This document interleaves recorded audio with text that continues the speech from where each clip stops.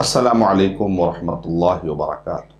अल्हम्दुलिल्लाहि रब्बिल आलमीन वस्सलातु वस्सलामु अला रसूलिल करीम व अला आलिहि व अस्हाबिहि अजमईन, अम्मा बाद फ़अऊज़ु बिल्लाहि मिनश शैतानिर रजीम, बिस्मिल्लाहिर रहमानिर रहीम। मैं सबसे पहले अल्लाह सुब्हानहू व तआला का शुक्र बजा लाता हूँ, बेपाया दरूद व सलामती हो मोहम्मद मुस्तफ़ा सल्लल्लाहु अलैहि वसल्लम पर। मोहतरम नाज़रीन किराम, हमारी बात चल रही थी 8वें पारे पर आकर गुज़िश्ता एपिसोड में हमारी बात ख़त्म हुई। आज 9वां पारा है, 9th जुज़ आपके सामने कुछ मालूमात, कुछ ओवरव्यू, कुछ इंट्रोडक्शन, कुछ हाइलाइट्स पॉइंट, कुछ सुर्खियाँ, कुछ अहम मालूमात आपके सामने पेश करने की मैं सादत हासिल कर रहा हूँ। जैसा कि मैंने आपसे बताया था कि सूरों के एतबार से हम सबए तिवाल सूरतों में हैं। अभी सूरह बकरा, सूरह आल इमरान, सूरह निसा, सूरह मायदा, ये आयतें मदनी सूरतें हैं। सूरह अनआम, फिर उसके बाद सूरह आराफ, ये मक्की सूरतें हैं। दो बड़ी मक्की सूरतें। मक्की सूरतें जनरली छोटी होती है, ये दो बड़ी सूरतें हैं। और ये दो सूरतों में बड़ी सूरत सूरह आराफ की बड़ी सूरत है, यानी ये सूरह अनआम से भी बड़ा है। फिर उसके बाद सूरह अनफाल और सूरह तौबा, फिर मदनी सूरतें हैं। तो हमारी गुफ्तगू जो चल रही है वो 9th जुज़ 9वां पारा है। 9वें पारे में भी अगर आप गौर करेंगे तो सूरह आराफ की लगभग लगभग आयत नंबर 88 से लेकर ख़त्म तक, यानी लगभग 206 तक, कितनी बड़ी सूरत है, आप अंदाजा लगाइए। ये पूरी आयतें जो है तकरीबन पौन पारे पर मुश्तमिल है। 9वां पारा, 9वें पारे में हमारी बात जो शुरू हुई थी सूरह आराफ 8वें पारे में जब गुफ्तगू हुई तो वहां पर आयत नंबर 1 से लेकर 59 तक आदम अलैहिस्सलाम और फिर शैतान ने किस तरह से धमकियां दी, फिर बनी आदम को किस तरह से चौकन्ना किया गया। तो सूरह आराफ 8वें पारे से ही शुरू हो चुका है। एक बहुत बड़ा हिस्सा 8वें पारे में सूरह आराफ का गुजर चुका है। नूह अलैहि सूरह आयत नंबर 59 से लेकर लगभग 87 तक नूह अलैहिस्सलाम का जिक्र आया, हूद अलैहिस्सलाम का जिक्र आया, सालेह अलैहिस्सलाम का जिक्र आया, शुएब अलैहिस्सलाम के जिक्र तक हम पहुंचे थे।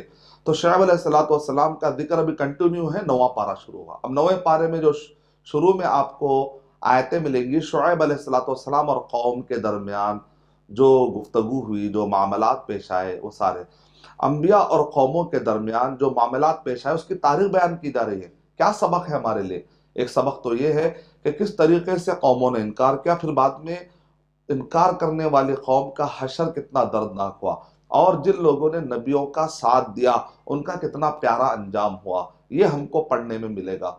इसी तरीके से जब सूरह आराफ और 90 पारे के शुरू के चंद आयतों में शुएब अलैहिस्सलाम से मुताल्लिक जब ये आयतें ख़त्म होती हैं, लगभग आयत नंबर 100 से अगर आप पढ़ते जाएंगे तो आयत नंबर 172 तक मूसा अलैहिस्सलाम के तवील किस्से और तवील वाक़ये से ये आयतें पूरी भरी पड़ी हैं।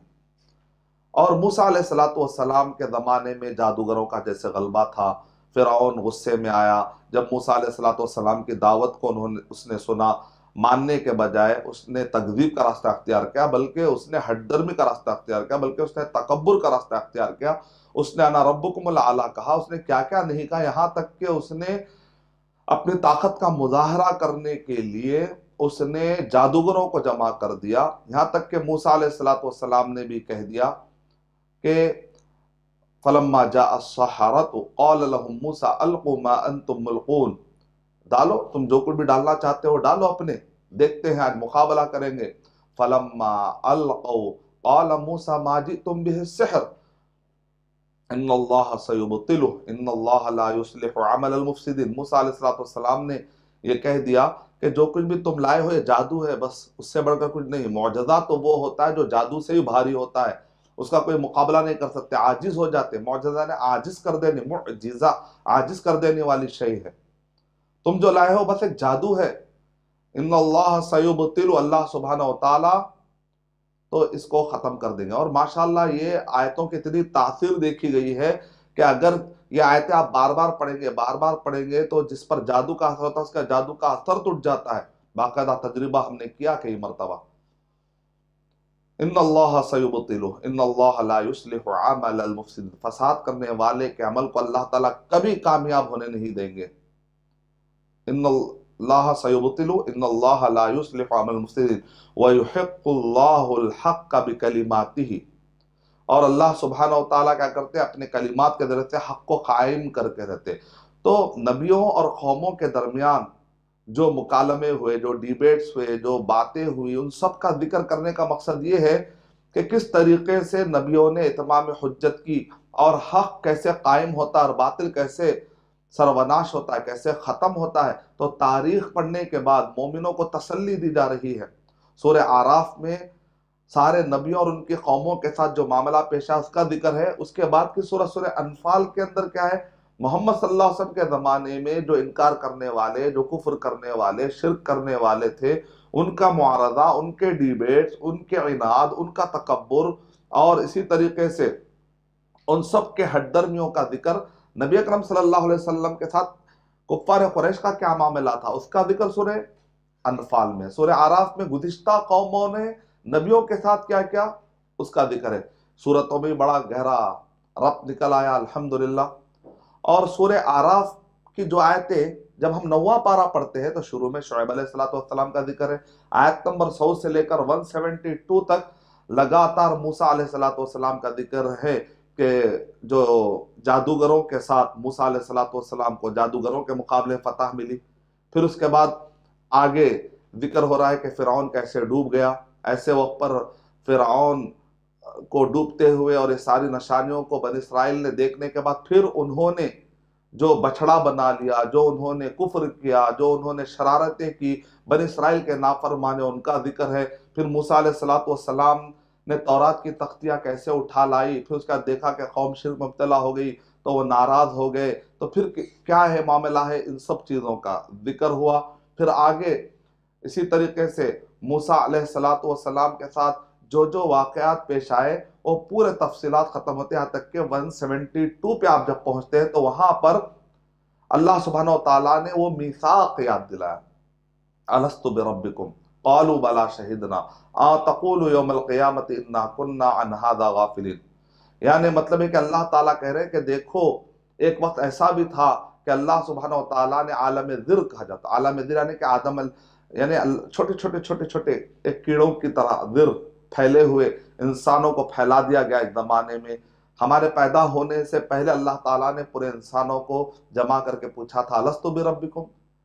اس کو کہتے ہیں عہد الست، یعنی وہ وعدہ، وہ عہد جو اللہ تعالیٰ نے ہم سے لیا تھا، کیا میں تمہارا رب نہیں ہوں؟ تو ظاہر بات ہے سب نے کہا تھا کہ آپ ہی ہمارے رب ہے، لیکن اللہ تعالیٰ نے کہا کہ دیکھو اصل ایگزام تو یہ ہے کہ موت و حیات کا ایک سلسلہ قائم کریں گے، اس میں تم اپنے عہد پر قائم رہتے ہو یا نہیں رہتے۔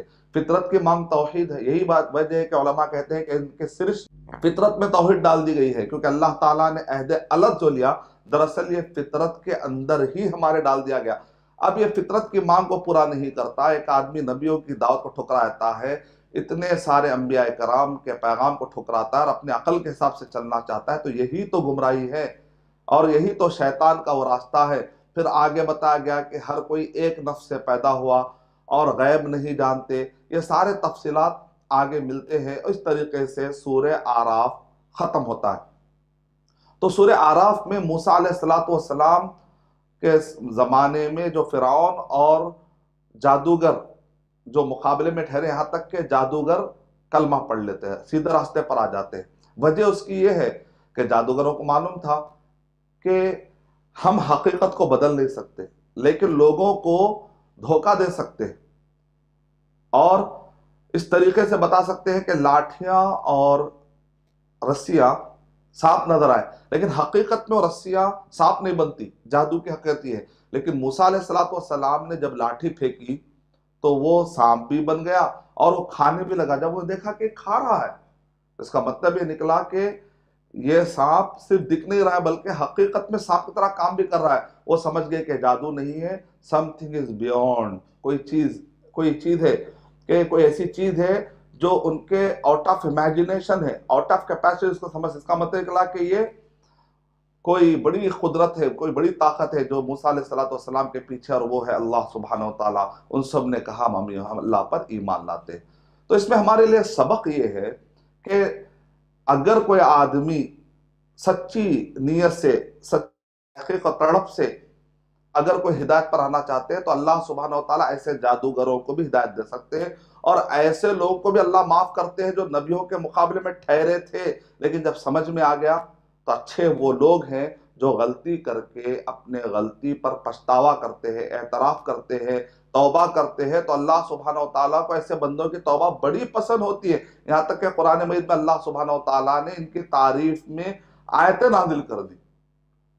تو یہ ہے سورہ اعراف کا ہمارے لیے خلاصہ، کہ سورہ اعراف میں آپ غور کریں گے تو آدم علیہ السلام کے وقت سے ہی شیطان کا ذکر ہمیں ملتا ہے سورہ اعراف میں، اور شیطان نے باقاعدہ کہا کہ میں لَأَقْعُدَنَّ لَهُمْ صِرَاطَكَ الْمُسْتَقِيمَ، آیت نمبر 10 سے لے کر 25 تک پڑھیے کہ شیطان کس طریقے سے بھٹکائے گا، اس نے وعدہ کیا تھا۔ تو سورہ اعراف جو شروع ہوئی تھی وہ ہے، جیسے کہا جاتا ہے کہ ابلیس اور آدم کی جنگ جاری ہے، یعنی مطلب ہے قیامت تک حق و باطل کی جنگ جاری رہے گی۔ آدم علیہ السلام ہے تو مقابلے میں ابلیس ٹھہرا تھا، موسیٰ علیہ السلام ہے تو مقابلے میں فرعون ہے، تو ہمیشہ خیر و شر کی تاریخ میں جنگ جاری رہی۔ تو سورہ اعراف کا خلاصہ یہ ہے کہ خیر و شر کی جنگ جاری رہے گی، جو خیر پر ہے وہ ہرگز مایوسی کا شکار نہ ہو۔ ہمیشہ آپ نے دیکھا وَالْعَاقِبَةُ لِلْمُتَّقِينَ، فرعون کو جب ڈبو دیا گیا وہاں پر بھی اللہ تعالیٰ کیا کہہ رہے ہیں؟ وَالْعَاقِبَةُ لِلْمُتَّقِينَ، یعنی جتنے بھی آپ دیکھ لیجئے نوح علیہ السلام کے زمانے میں جو کفر کرنے والے تباہ ہو گئے، لیکن جو ساتھ دینے والے تھے کشتی میں بچ گئے۔ جو اونٹنی کی رگوں کو، پیروں کی رگوں کو جس قوم نے کاٹا تھا وہ تباہ ہو گئی، لیکن صالح علیہ السلام کے نقش قدم پر چلنے والے کامیاب۔ تو اس سے ہمارے لیے طریقہ ہے کہ دنیا اور آخرت میں اگر آپ کامیاب ہونا چاہتے ہیں تو نبیوں والا راستہ اپنائیں، نبیوں والا راستہ اپنائیں۔ جو نبیوں کے خلاف لے جانے والا راستہ ہے، چاہے عقائد میں ہو، چاہے عبادات میں ہو، چاہے معاملات میں ہو، زندگی کے کسی بھی شعبے میں محمد صلی اللہ علیہ وسلم سے ٹکرانے کی کوشش نہ کریں۔ اگر ہم ٹکرائیں گے تو اس میں نقصان ہمارا ہوگا، دنیا کا نقصان ہوگا، آخرت کا نقصان ہوگا۔ اب آئیے اس کے بعد ہے سورہ انفال۔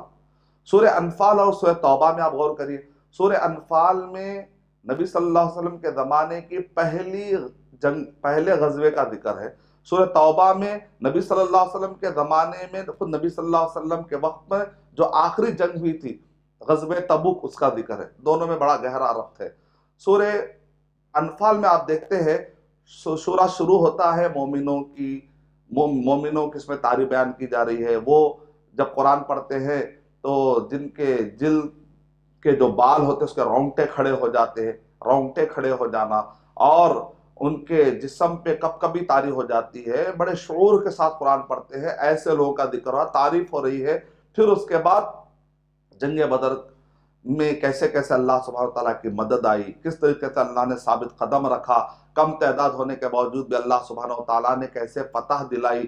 سورہ انفال میں آپ کو اس کا ذکر ملے گا ڈیٹیل میں، کس طریقے سے نبی اکرم صلی اللہ علیہ وسلم کے خلاف کانسپریسی ہوئی، کس طریقے سے شیطان دشمنوں کو ابھارتا ہے، میدان جنگ تک لاتا ہے، پھر اس کے بعد کس طریقے سے نبی صلی اللہ علیہ وسلم صحابہ کرام ثابت قدم رہے۔ یہ آپ کو سورہ انفال میں جنگ بدر کے بہت سارے واقعات آپ کو پڑھنے میں ملیں گے۔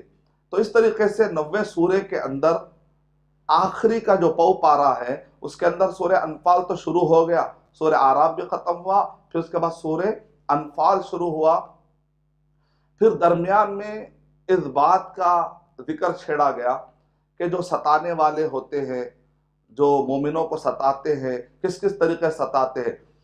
جنگ بدر کا ذکر ہوا، جنگ بدر کے بعد مال غنیمت کیسے تقسیم کیا جائے گا اس کا بھی ذکر ملتا ہے۔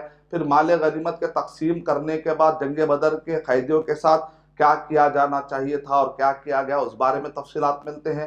پھر اس کے بعد اللہ کی مدد کب آتی ہے اور کب نہیں آتی ہے، اس کے قانون کیا ہے، اس کے اصول کیا ہے، اس کے ضابطے کیا ہے، وہ بتائے گئے۔ اس طریقے سے سورہ انفال ختم ہوتی ہے۔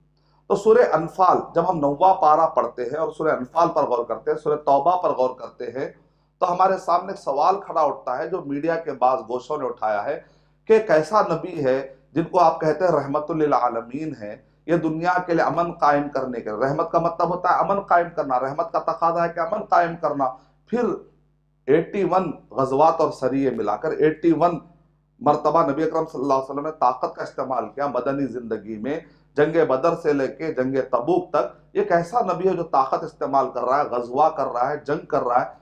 تو اس کا جواب یہ ہے میرے معزز ساتھیوں کہ سورہ انفال اور سورہ توبہ کے اندر یقیناً جنگوں کا ذکر ہے، جنگ بدر کا ذکر ہے، جنگ حنین کا ذکر ہے، غزوہ تبوک کا ذکر ہے، لیکن یہاں پر اصل میں مسئلہ کیا ہے؟ لوگوں کے اندر غلط فہمی یہ ہے کہ جب بھی فورس کا استعمال ہوتا ہے تو لوگ سمجھتے ہیں کہ غلط کام کے لیے ہی ہوتا ہے۔ بات ایسی نہیں ہے، فورس کا استعمال امن قائم کرنے کے لیے بھی ہوتا ہے۔ مثال کے طور پہ اب امریکہ کی جو فوج ہے اس کا نام کیا ہے؟ پیس کیپنگ فورس، یعنی امن قائم کرنے والی فورس۔